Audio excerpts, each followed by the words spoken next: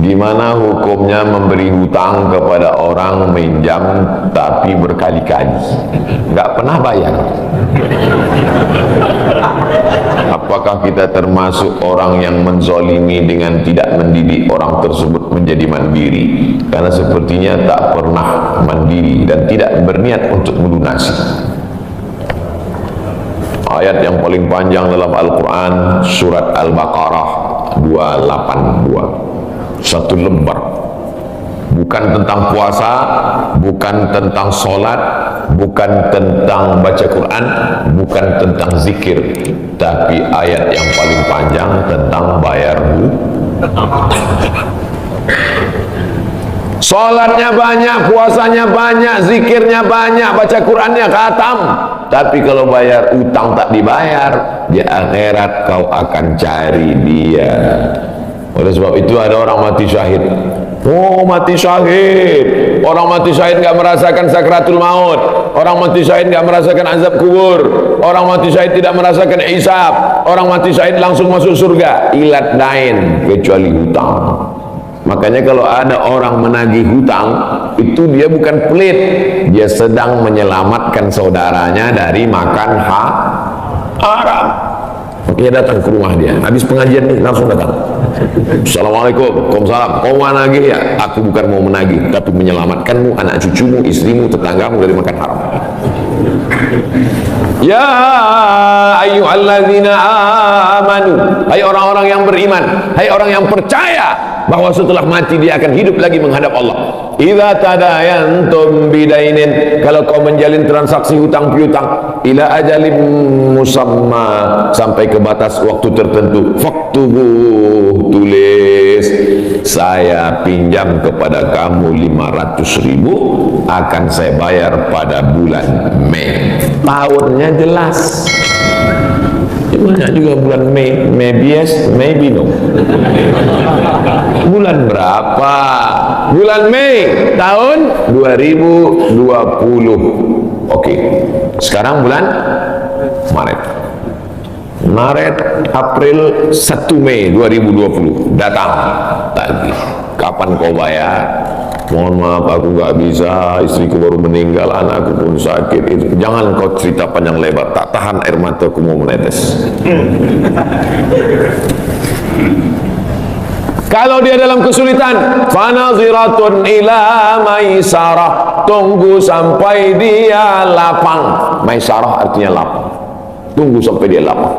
Setelah dia lapang, datang lagi bulan Juni. Kapan kau bayar? Aku belum bisa. Nampaknya lebih banyak ongkos minyak aku daripada uang yang kutagih. Yang paling bagus, wa anta saddaqu khairul lakum, kau sedekahkan itu lebih baik. Karena aku pun makin datang makin kumat darah tinggiku, kolesterolku pun makin naik. Jadi untuk yang 500.000 itu ku sedekahkan aja lah, ambil. Tapi yang menghafal ayat ini yang ngasih pinjaman, bukan yang minjam. Sekarang banyak salah hafal, yang minjam pula yang hafal. Begitu kita tagih, kapan kau bayar? Wa anta saddaqu khairul lakum, kau sedekahkan itu lebih baik. Itu ayat aku, ayat kau 8282. Banyak sekarang orang salah hafal ayat. Jadi dalam Islam hutang piutang adalah ajaran tolong menolong tertulis dalam Quran, namanya fikih muamalah. Ada fikih ibadah, sholat, zakat, puasa. Ada fikih jihad, jihad fisabilillah. Ada namanya fikih muamalat, hutang piutang, gadai menggadai, pinjam meminjam, murabahah, mudharabah, bagi hasil. Maka hutang piutang ini cara tolong menolong, jangan sampai dihilangkan. Itulah tadi nasihat dari Ustaz Abdul Somad tentang hutang. Jadi teman-teman sekalian, bab hutang ini memang menarik untuk dibahas, karena memang hampir semua orang hari ini punya hutang. Hampir semua orang punya hutang, ada yang tidak punya hutang. Dan orang hutangnya macam-macam, ada yang hutangnya untuk keperluan hari-hari, anak dan istrinya. Dan ada juga orang terpaksa hutang untuk pendidikan, ada yang terpaksa hutang untuk biaya berobat. Ada juga sih orang yang berhutang untuk memenuhi gaya hidupnya. Nah, ini yang parahnya. Hutang untuk memenuhi gaya hidup ini parah. Tapi teman-teman sekalian, apapun alasannya, kalau namanya berhutang itu tetap saja kesannya tetap tidak baik. Orang nggak suka kalau kita punya hutang, orang nggak suka. Dan orang paling tidak suka itu kalau dihutangi. Nah, jarang sekali ada orang yang suka dihutangi. Jarang sekali ada orang yang hartanya itu suka dia kalau hartanya dipinjam. Jarang. Di rata-rata kita itu kebanyakan nggak suka barang kita dipinjam. Rata-rata kita itu nggak suka harta kita itu dipinjam atau dihutangi. Jadi sebaiknya itu memang kita hidup tanpa hutang. Itu yang sebaiknya. Tapi ya keadaan kita nggak tahu ya.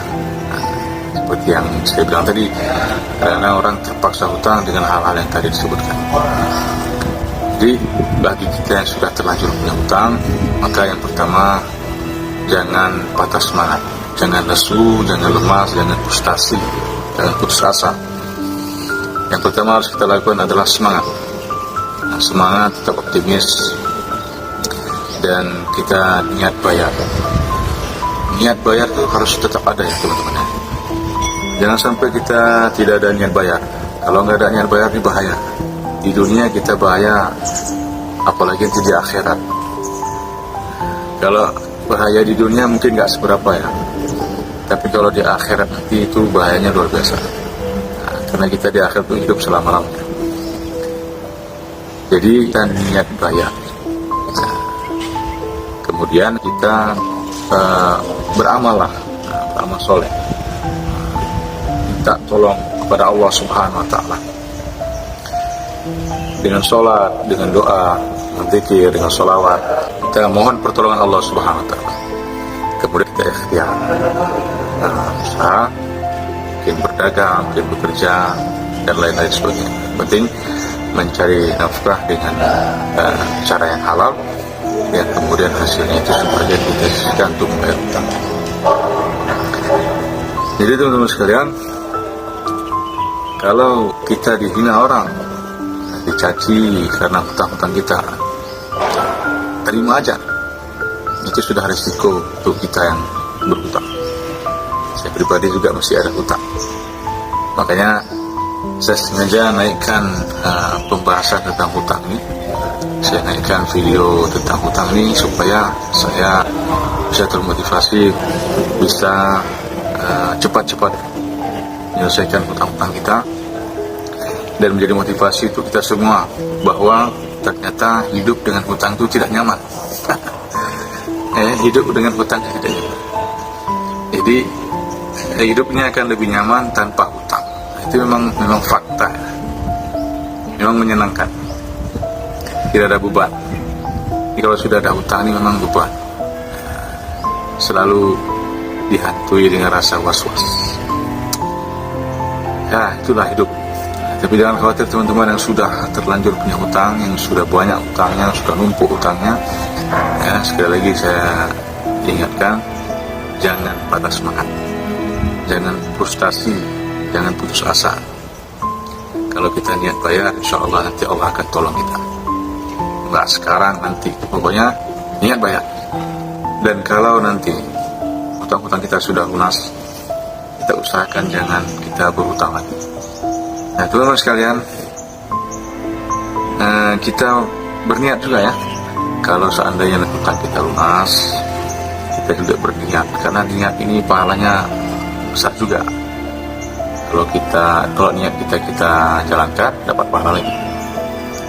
Jadi kita niat kalau hutang kita sudah lunas, dan ternyata Allah Subhanahu Wa Taala berikan rezeki kepada kita, rezeki yang lebih, kita niat untuk membantu orang-orang yang terjepit hutang. Saya pribadi niat insyaAllah. Nah, ini salah satu ikhtiar saya untuk menyelesaikan hutang-hutang ini adalah dengan saya menjadi seorang YouTuber. sebetulnya saya nggak mau jadi YouTuber. Tapi inilah ikhtiar kita. Saya niat kalau nanti utang-utang saya bisa lunas, ya, lalu kemudian saya punya penghasilan yang lebih, niat saya mau bantu orang-orang yang terjepit utang. Karena memang menyakitkan. Orang yang pernah berutang pasti paham yang saya katakan. Jadi saya niat kalau saya ada rezeki lebih nanti setelah utang-utang saya lunas, saya mau bantu orang-orang yang terjepit masalah utang-utang. Ya teman-teman, support terus channel ini supaya channel bisa berkembang dan saya bisa berpenghasilan, ya. Nah, sehingga nanti hasilnya kita bisa berbagi, insyaallah. Jadi begitulah teman-teman sekalian, intinya kalau memang kondisi kita tidak sedang terpaksa, jangan berhutang. Tapi kalau bisa, dengan keadaan seperti apapun, jangan sampai berhutang. Ya yakin aja lah, karena rezeki itu datang dari Allah. Kita cuma perlu sabar aja. Memang, teman-teman sekalian, mengucapkan sabar ini memang mudah, dan mempraktikkannya itu memang tidak semudah mengucapkannya. Memang seperti itu. Tapi ya mau nggak mau memang harus sabar, karena sabar ini juga pahalanya besar, ya. Innallaha ma'as sabirin. Sesungguhnya Allah itu bersama dengan orang-orang yang sabar. Walaupun prakteknya memang tak semudah yang kita ucapkan. Kalau kita sedang punya harta yang banyak, kita sedang lapang, kita sedang masih punya pekerjaan yang jelas, kita masih punya penghasilan, kita masih punya aset yang banyak, mungkin kalau bicara tentang sabar mudah, ya. Tapi ketika kita sudah tidak punya apa-apa lagi, kita nggak punya harta lagi, kita nggak punya penghasilan, kita nggak punya pekerjaan, kita nggak punya aset, ini kalau bicara sabar nampaknya kemungkinan berat. Nah, disitulah diuji nanti kesabaran kita. Ketika kita sudah tidak punya apa-apa lagi, disitulah dia akan diuji kesabaran kita. Nah, benar nggak yang kita sabar kita itu benar nggak? Nah, sama nggak? Ketika kita lapang kita bilang sabar, lalu kemudian ketika kita sempit tetap sabar nggak? Atau bisa diimplementasikan nggak kesabaran yang kita ucapkan ketika kita sedang lapang? Kalau bisa, insya Allah, alhamdulillah, itu bagus. Memang itu yang diharapkan. Tapi kebanyakan memang kita ketika lapang kita mudah mengucapkan sabar, tapi ketika kita sempit, langsung kita lemah, lesu. Nah, sudah bermulanya orang berhutang. Jadi teman-teman sekalian, kita doakan sama-sama semoga kawan-kawan kita, teman-teman kita, saudara kita, keluarga kita yang masih punya hutang, semoga Allah Subhanahu Wa Taala selesaikan semua hutang-hutangnya. Allah berikan rezeki yang berkah, Allah berikan kelapangan secepatnya. Kita aminkan semua, ya. Kemudian semoga video ini menjadi motivasi Islami untuk kita semua. Ya, itu saja. Jangan lupa like, share, komen, dan subscribe. Terima kasih. Assalamualaikum warahmatullahi wabarakatuh.